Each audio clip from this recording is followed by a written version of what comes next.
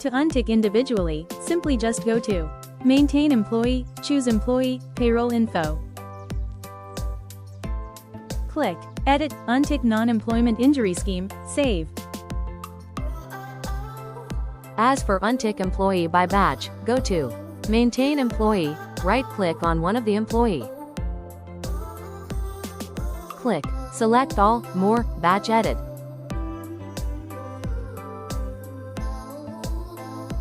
Then click triple line, Non-Employment Injury Scheme.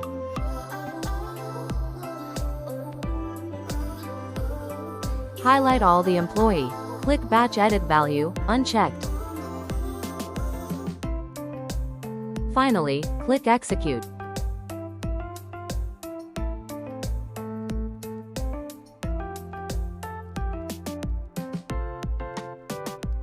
You can see that employee's non-employment injury scheme is unticked now.